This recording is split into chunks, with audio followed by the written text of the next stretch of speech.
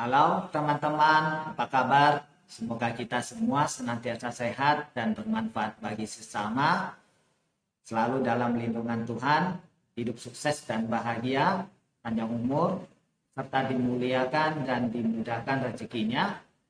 Puji syukur kita panjatkan kehadiran Yang Maha Kuasa atas segala berkat, karunia, dan rezeki ini, sehingga kita masih sehat dan bisa terus berkarya.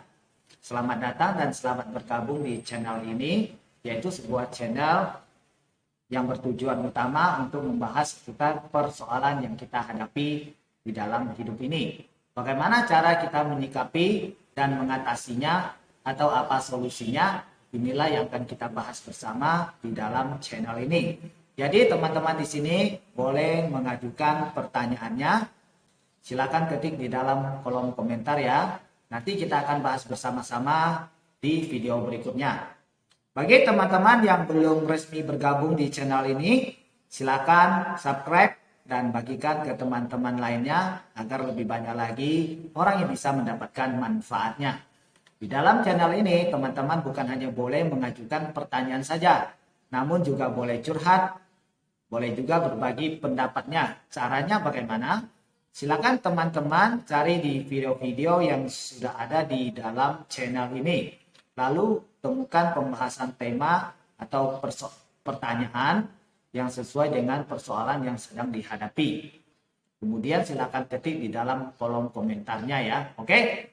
Saya mengucapkan banyak terima kasih kepada teman-teman atas partisipasi, apresiasi, dan dukungan dari kebaikan hatinya. Semoga kebaikan hatinya dapat bermanfaat bagi sesama dan kebaikan hati teman-teman akan tercatat oleh Tuhan sebagai jasa pahala sehingga dimuliakan dan dimudahkan rezekinya. Amin. Baiklah, sekarang kita akan memulai pembahasannya. Namun seperti biasa kita akan cek dulu pertanyaan seperti apa yang sudah masuk. Di sini ada salah satu teman kita yang bertanya. Pertanyaannya, apa penyebab utama terjadinya gangguan jiwa?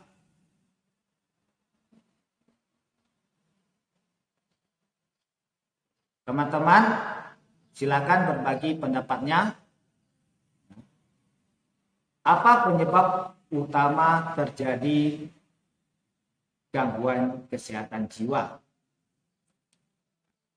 Di sini saya akan membahas sekilas pertanyaan ini. Apa penyebab utama terjadinya gangguan kesehatan jiwa? Di sini ada 3 faktor. Namun sesuai pertanyaannya, maka yang akan dibahas adalah faktor utamanya. 3 faktor itu apa saja? Yaitu orang tua, lingkungan, dan pergaulan. Jadi di sini hanya akan dibahas faktor utamanya. Kedua orang tua memegang peranan terpenting dalam menjaga kesehatan jiwa atau kondisi psikis anak di bawah umur. Apabila seorang anak di bawah umur seringkali mengalami kekerasan dalam rumah tangga yang dilakukan oleh kedua orang tuanya, maka sang anak kemungkinan besar akan mendapatkan masa depan yang suram. Bahkan bisa saja hancur masa depannya, sebab sang anak tidak memahami makna dari berkasih sayang. Sebagai orang tua, wajib menjadi panutan atau contoh yang baik bagi anak-anaknya. Sebab anak kecil atau anak di bawah umur akan belajar dari kedua orang tuanya. Ibarat peribahasa berbunyi, buah jatuh tidak jauh dari pohonnya. Begitu juga dengan didikan dari kedua orang tuanya. Anak-anak bila tidak dididik dari sejak dini, maka setelah menginjak masa remajanya, itu akan jauh lebih sulit untuk dididik lagi. Kedua orang tua dapat memberi pengaruh terbesar kepada anak-anaknya, dan itu tentu akan sangat berdampak pada masa depannya sang anak.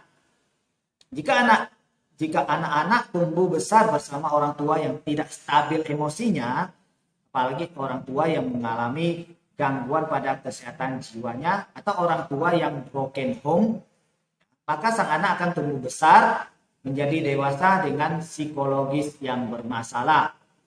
Orang tua yang suka marah-marah, membentak-bentak anaknya, bahkan ada yang menumpahi anaknya, ada pula yang memukuli anaknya. Niscaya anak yang diperlakukan seperti itu kelak sudah besar atau sudah dewasa akan menjadi orang yang tidak normal seperti orang pada umumnya.